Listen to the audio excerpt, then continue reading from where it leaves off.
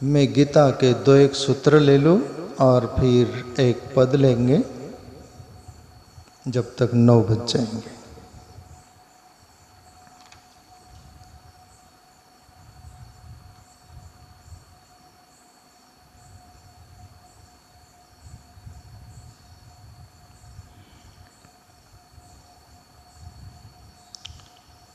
अध्याय पहला वही चल रहा है, श्लोक है 13वां 12वां है ना।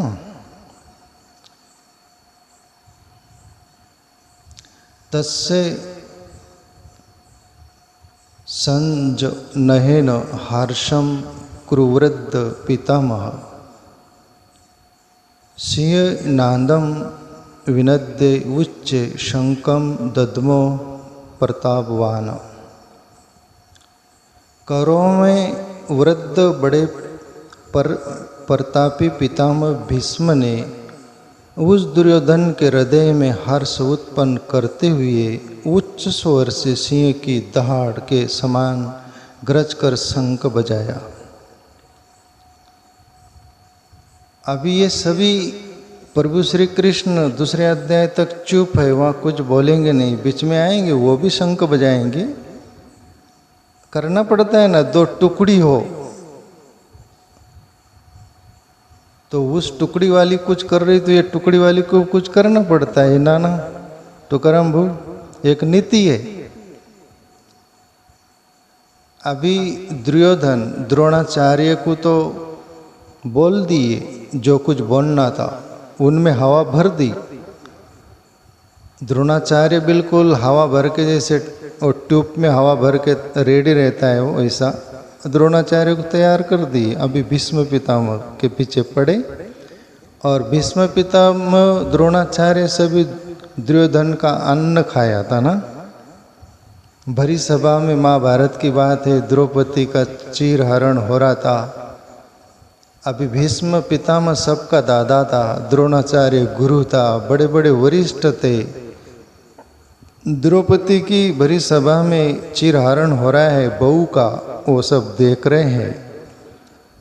धृतराष्ट्र तो अंधा ही था, वो स्वार्थ से भी अंधा और सभी अंधा ही था, अंधा अनुकरण उनका तो था। पर ये तो ज्ञानी थे ना, कुछ होशवान थे ना। भरी सभा में द्रौपदी का चीरहरण हो रहा है, पूछा गया उनको कि आपने बोला क्यों नहीं, ये तो अन्याय था। मैंने पढ़ा कि भीष्म पितामह द्रोणाचार्य ये सभी वरिष्ठ लोगों ने बोले हमारी बुद्धि मारे गई इस कारण कि दुर्योधन का हमने अन्न खाया था। तो प्यारे मित्रों, अन्न का भी असर बताया गया कि जैसा खावे अन्न वैसा उपजे मन, यानी वैसा मन पैदा होगा। तो अन्न भी ठीक ढंग से सोचकर खाना, किसका नहीं खाना, वो 2 नंबर का है कि मेहनत का है, क्या है, वो भी बुद्धि खराब कर देगा। अच्छे की बुद्धि मारी जाती है। इसलिए मेहनत कष्ट का हो, नीति का हो, वो हमारा मन बुद्धि सभी ठीक रखता है, संयमित रखता है, वरना खराब हो जाता है मामला। तो भीष्म पितामह द्रोणाचार्य आदि ये सभी बोले कि हमारा दुर्योधन का अन्न खाने से बुद्धि मारे गई। अभी भीष्म पितामह के अंदर भी एक जैसा रोष आ गया, सच में आ गया कि दुर्योधन इतना चाल चल रहा है, उसको खुश करने के लिए ये उन्होंने शंख बजाया। पर प्यारे मित्रों, सत्य के लिए ये सेनाद शंख बजाओ या कुछ युक्ति करो, असत्य के लिए करोगे तो कभी भी हार सुनिश्चित है।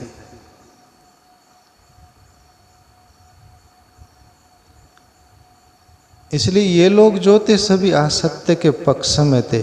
भीष्म पितामह द्रोणाचार्य ये जो बड़े बड़े वरिष्ठ थे। तो देखो आगे क्या होता है।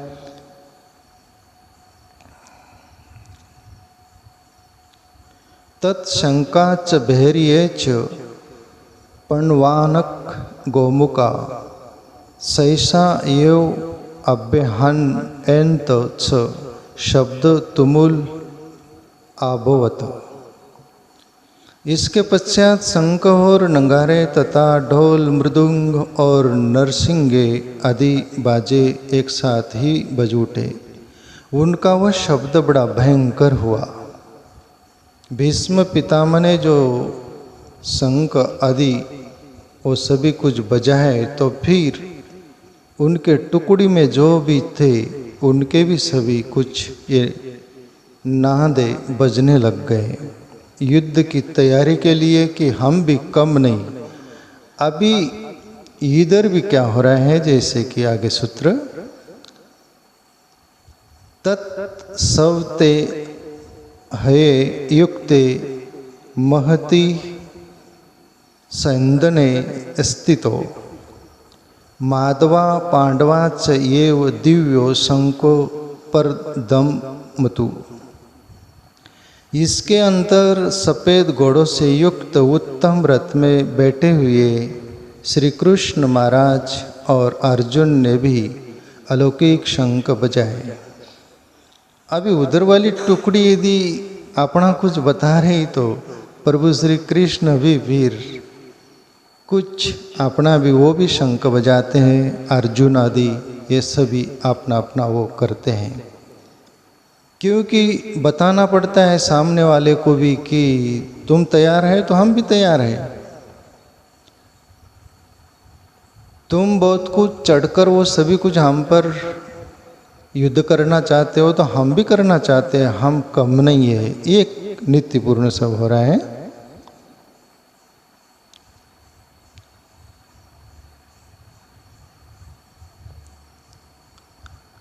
पांचजन्यम हर्षिकेश देवदत्तम धनंजय पौंड्रम दद्मो माशंकम भीमकर्मा वरक्कोधर।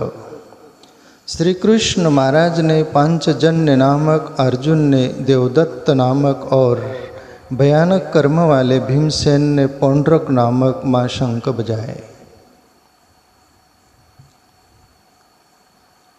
अनंत विजय राजा कुंती पुत्र युधिष्ठिर नकुल सहदेवच सुघोषम मणिपुष्पको। कुंती पुत्र राजा युधिष्ठिर ने अनंत विजय नामक और नकुल तथा सहदेव ने सुघोष और मणिपुष्पक नामक शंख बजाए। तो ये दोनों तरफ युद्ध की तैयारी के लिए ये सभी कुछ चल रहा है।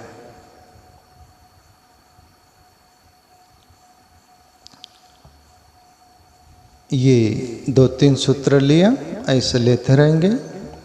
अभी एक पद ले लेंगे। नाना आप कुछ बजाना चाह रहे, लाए क्या? नहीं, हाँ वो लाए, दो और वो माइक दे दे तू, माइक दो ना ये ले लो।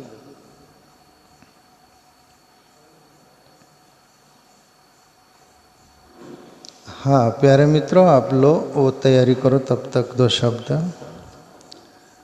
आप जो है ना,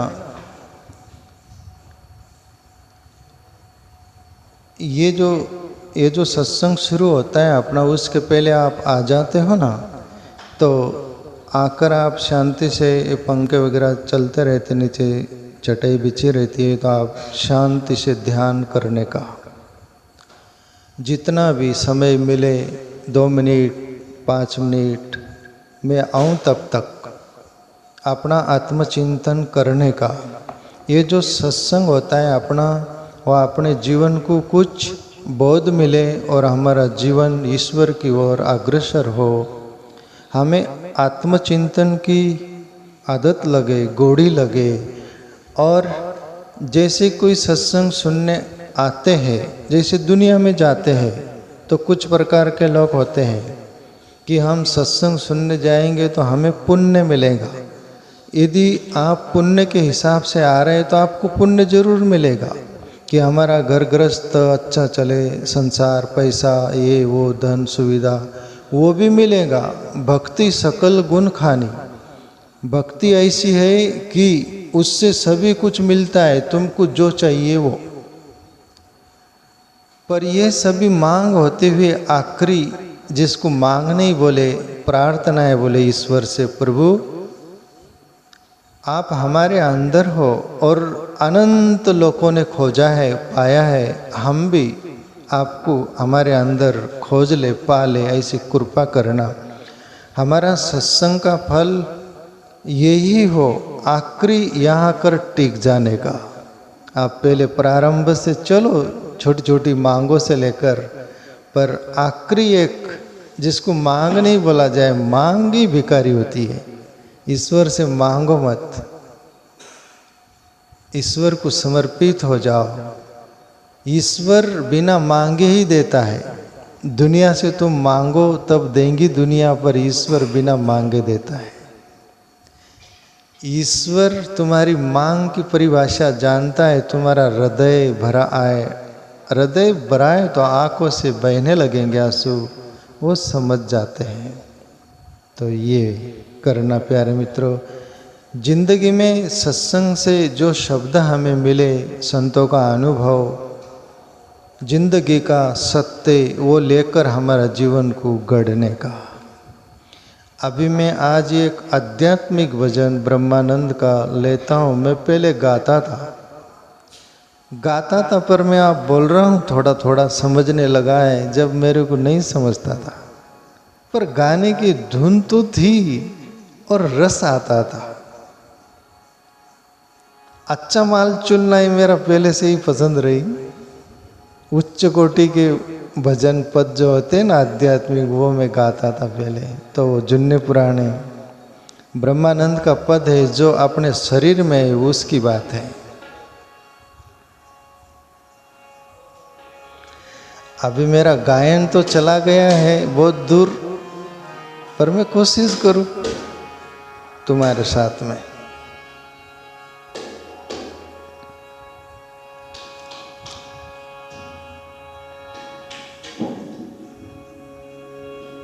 वाह भाई वाह।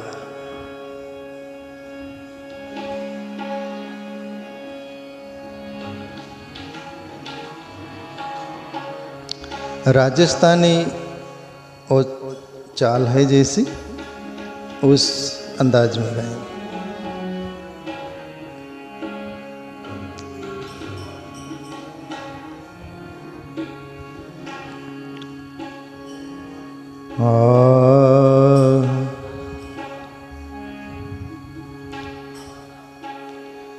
सादो सादो सादो अचरज दे का भारी,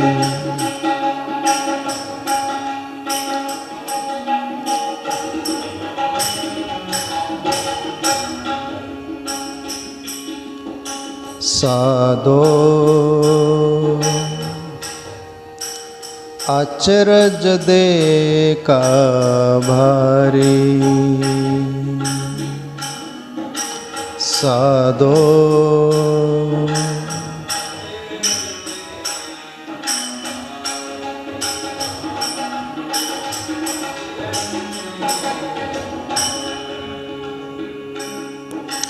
ब्रह्मानंद का पद है। जब ईश्वर हमारे अंदर है, उसकी एक झलक मिलने लगती है, कुछ क्रियाएं अनुभव होने लगता है, तब ऐसा लगता है कि ये दो आँखों से तो ये दुनिया देख रहे हैं, ये प्रकृति, ये विराट आकाश देख रहे हैं, पर अंदर भी जो है जिसको हमने कभी देखा नहीं था, उसके बारे में कभी सोचा नहीं था, और वो दिखने लगता है, तब अचरज ही अचरज हो जाता है। ब्रह्मानंद जो बोल रहे तुम्हारे अपने ही जैसे थे, उन्होंने अनुभव किया तो अपन क्यों नहीं कर सकते? बिल्कुल कर सकते हैं। आप रास्ते पर चलते रहिए, एक दिन जरूर पहुंच जाओगे। प्रयास करते रहिए, एक दिन जरूर पहुंच जाओगे। वैसे ही जैसे छोटा बच्चा होता है, शिशु, उसको खड़ा भी रहने नहीं आता, खड़ा रहने का वो प्रयास करता है, एक दिन खड़ा रह जाता है, फिर धीरे धीरे चलने का प्रयास करता है और एक दिन चलना सीख जाता है। फिर माँ बाप का हाथ पकड़ना नहीं पड़ता, कोई सहारा नहीं लेना पड़ता, और तब वो आश्चर्य उस बच्चे को भी होता है कि मेरे में भी चलने की हिम्मत थी, सांस थी, और फिर वो कला आ जाती है। फिर आश्चर्य ही आश्चर्य जिंदगी में। ऐसा ही ब्रह्मानंद बोल रहे हैं।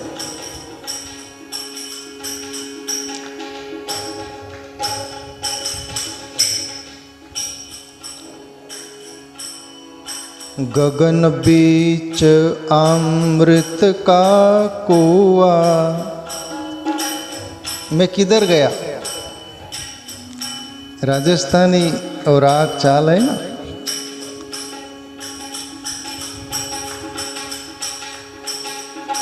गगन बीच अमृत का कुआ, झरे सदा सुखकारी। चलो कोई भी।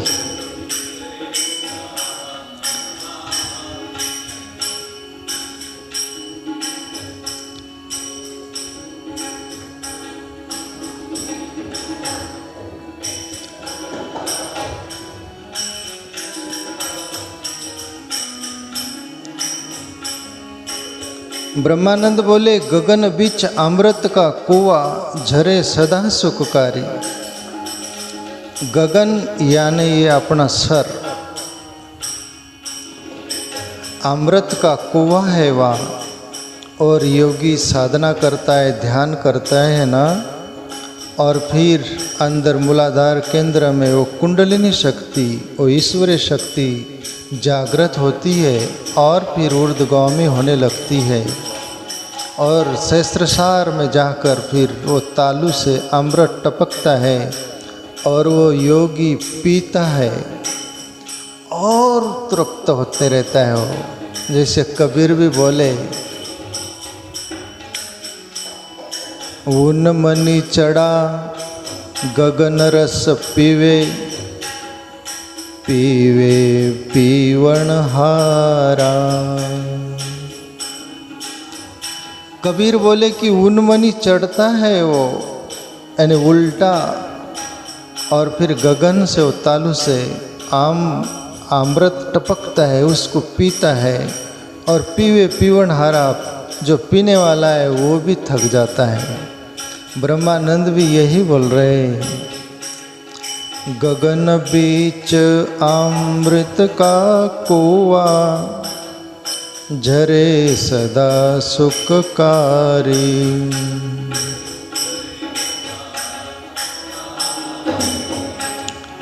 पंगु पुरुष चढ़े बिन सीढ़ी, पंगु पुरुष चढ़े बिन सीढ़ी,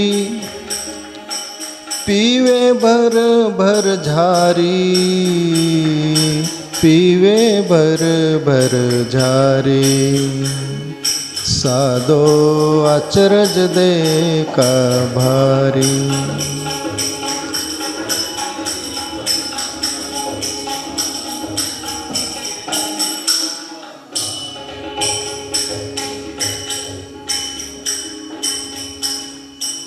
पंगु पुरुष कौन? जिसके पैर नहीं। ये बहुत आंतरिक यात्रा है। पंगु पुरुष वो शक्ति, ईश्वरीय शक्ति मूलाधार केंद्र में रहने वाली, वो ऊपर चढ़ती है, उसके पैर नहीं है, बिना पैर के चढ़ती है। पंगु पुरुष चढ़े बिन सीढ़ी, वहाँ सीढ़ी नहीं है। वो शक्ति जब चलती है तो उसका वेग बहुत भयंकर रहता है।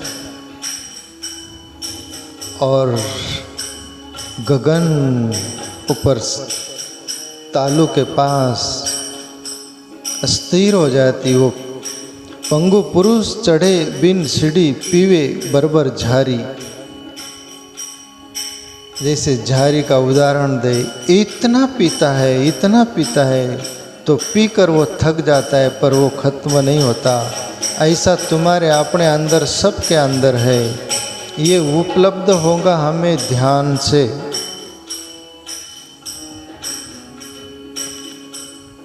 इसलिए ध्यान करने का जो बोलते हैं ना अपन, वो है उसका राज।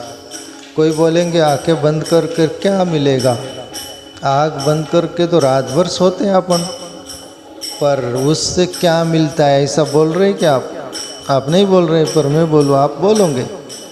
उससे आपको जीवन मिलता है, सुबह ताज़ा जीवन मिलता है।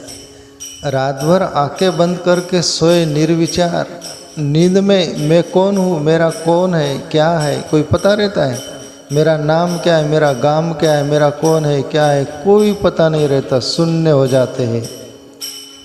ऐसे ही ध्यान में साधक शून्य हो जाता है, वहाँ कुछ नहीं रह जाता, न मैं न मेरा न कोई। तब जाकर ये घटना घटती है। वैसे तुम बेहोश होकर जिंदगी सुबह मिलती है, वैसे ही अंदर प्रक्रिया होती है।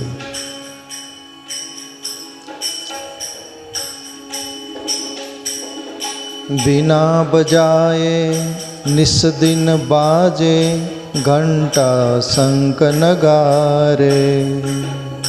बिना बजाए निस दिन बाजे, घंटा शंख नगारे। बैरा सुन सुन मस्त होत है, बैरा सुन सुन मस्त होत है।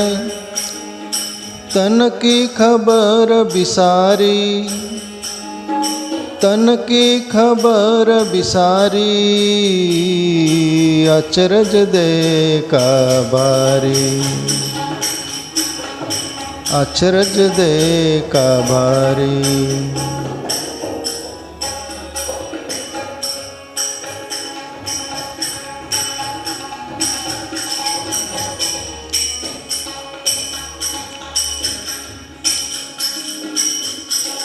अपन जो ये बार साजबाज बजाते सभी कुछ उसको सुनकर मुग्ध होते हैं।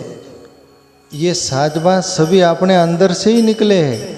ये जो नाना बजा रहे, रमेश भाऊ बजा रहे, ये सब वसंत भाई टाल बजा रहे, जो भी, ये आपके अंदर से ही वो स्वर निकल रहा है। वो परिचय देता है कि ये तुम्हारे अंदर नाद है। अंदर वो नाद नहीं हो तो तुम बजा नहीं सकते।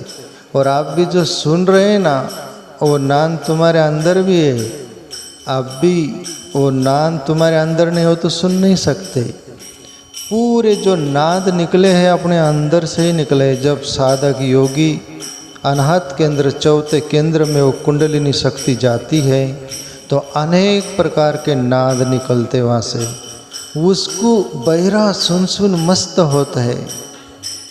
बिना बजाए निस दिन बाजे, घंट शंख नगारी। सब बजते हैं वहाँ, उसमें ध्यानी साधक अस्थिर रहता है।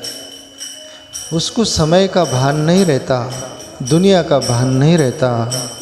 बैरा सुन सुन मस्त होता है, तन की खबर बिसारी। बैरा भी सुनता है, भले ये कान न हो, वो भी अंदर सुनता है वो नाद। ये क्या नाद है? प्रभु श्री कृष्ण बांसुरी जो बजाते थे, कहते हैं एक बार तो प्रभु श्री कृष्ण को बांसुरी बजाते भी नहीं आती थी, ऐसा मैं बोलता हूँ, पर अंदर की बांसुरी बजती थी उनकी। वो होठ पर केवल पोंगरी रखाती थी, पर शोर वहाँ से निकल देते। तो गोपिया ग्वाल बाल सुनकर मस्त हो जाते थे, दौड़े आ जाते थे। वो अनाहत केंद्र का ही चमत्कार है, वहाँ से नाद निकलते हैं। उसके लिए बोले बैरा सुन सुन मस्त होत है, तन की खबर बिसारी। बीन भूमि के महल बना है, तामे जोत उजारी।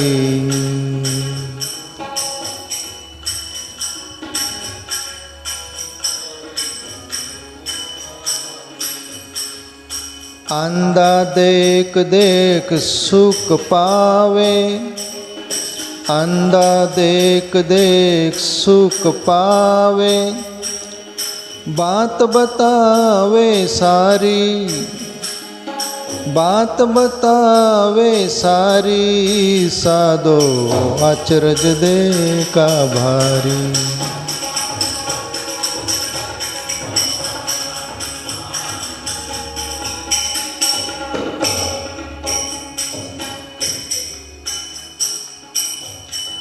अभी ये जो राग मैं पहले गाता था ना सब भूल गया मैं। अब मेरे को आप पहाड़ से नीचे उतार रहे। मैं भी आश्चर्य करता हूँ, तू तेरे तेरे धुन में मग्न रह रहा था, ये क्या हो रहा है? आपकी खुशी में खुशी मान रहा हूँ मैं भी। चलो आप थोड़ा मुस्कुरा लेते हैं, थोड़ा ज्ञान की दो बातों से शांति मिलती है, उस रास्ते पर चलने का साहस करोगे। कुछ न कुछ वो आपकी खुशी देखकर चलो, तत्सुखी सुखी तवम वाली बात करके प्यारे मित्रों, नहीं तो बस उसमें तो डूब जाना ना चलेगा। और बाकी है, बाकी है।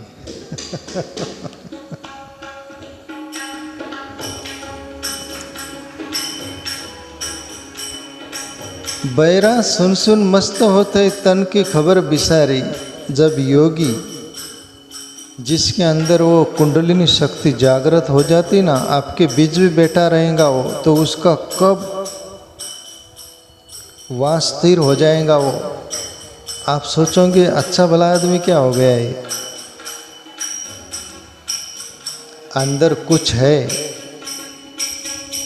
जो अनुभव होने लगता है, फिर खुली आग भी होने लगता है, बंद आग भी होने लगता है। वो खाते रहे, बोलते रहे, चलते रहे, नहाते रहे, जो भी क्रिया करे उसमें वो शक्ति का ओतप्रोत वो होते रहता है अंदर। ऐसे ऐसे अनुभव होते हैं तो वो खुद को आश्चर्य आता है कि ये क्या हो रहा है।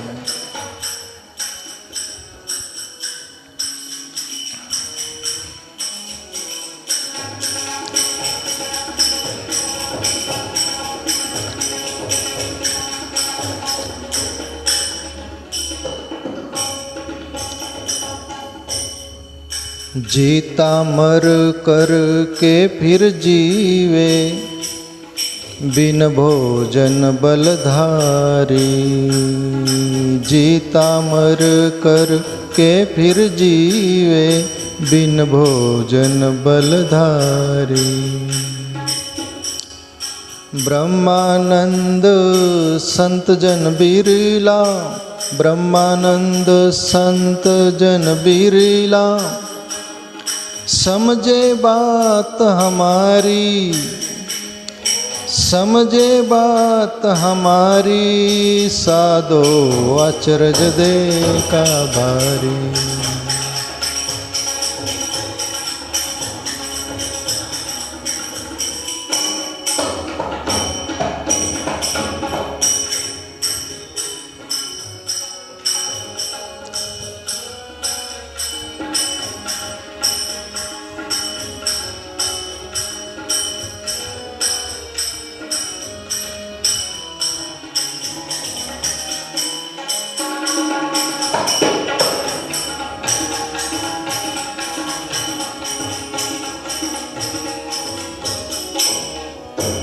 आप ब्रह्मानंद ऐसी बात बोल दिए जो कि ये भी समझने जैसी बात है, जिसको बोलते खग की भाषा खग जाने, जोरी की गति जोर जाने वाली बात।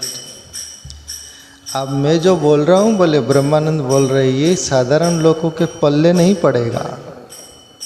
पर कोई संत जन, संतों में भी कोई बिरला संत होगा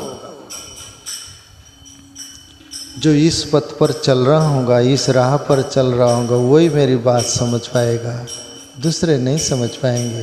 वैसे जैसे अपन बोलते रहते, कोई अंधा हो और आँख वाला बोले कि देख सामने कितना सुंदर फूल खिला है, वो कभी देखा नहीं तो वो बोलेगा कि झूठ बोल रहा है, मुझे तो कोई दिखता नहीं।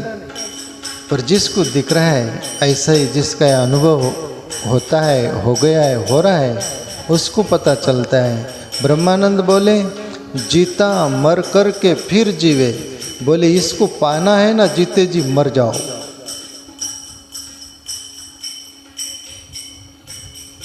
जीते जी मर जाओ मतलब क्या? आप सोचोगे क्या कोई विष पी ले, फांसी ले ले और वो मर जाए? वो नहीं। अब गोरख मरा, कबीर मरे।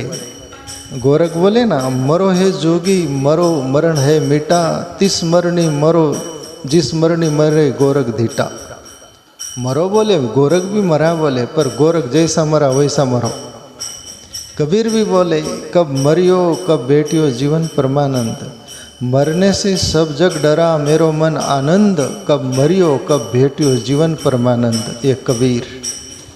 तो उसको मरना बोले, मरना यानी अहंकार की मृत्यु हो गई, फिर वो ही रह जाता है।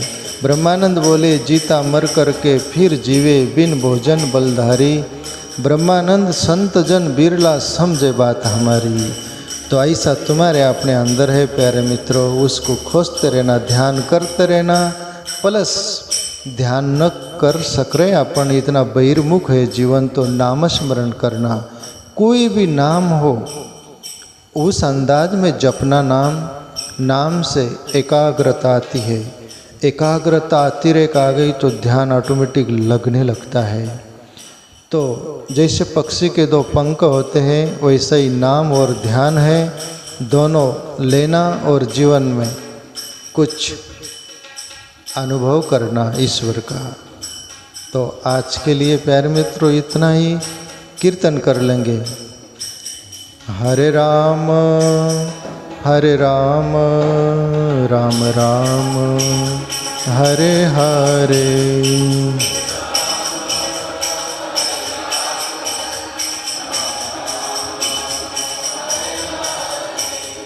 हरे कृष्णा कृष्णा कृष्णा हरे हरे,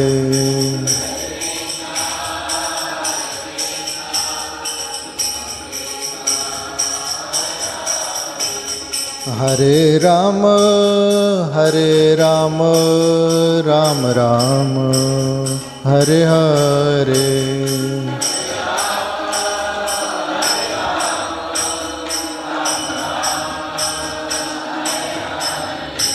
हरे कृष्णा कृष्ण कृष्ण हरे हरे,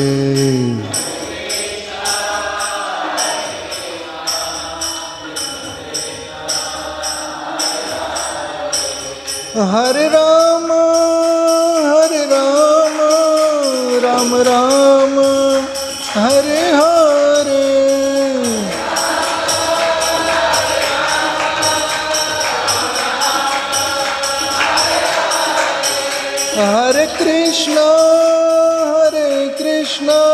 कृष्ण कृष्ण हरे हरे,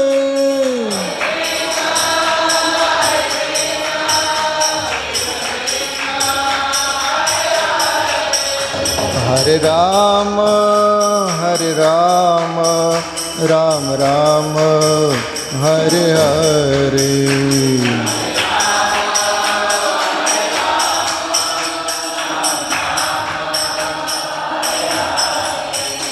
हरे कृष्णा कृष्ण कृष्ण हरे हरे,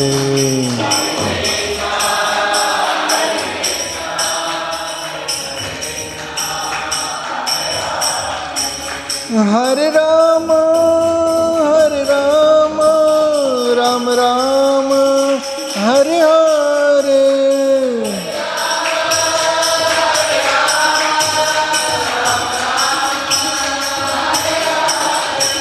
हरे कृष्णा कृष्ण कृष्ण हरे हरे,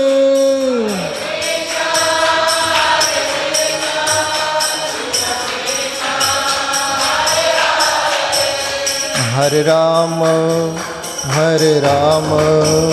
राम राम हरे हरे,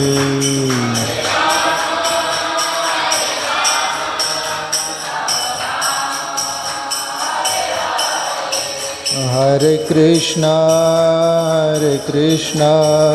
कृष्ण कृष्ण हरे हरे,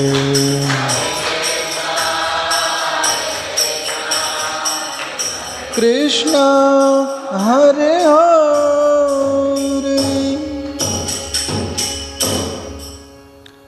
नाना को विशेष रूप में धन्यवाद, और रमा भाव को भी, वसंत भाव को भी, सबको आपको पूरे को धन्यवाद। आनंदित रहो।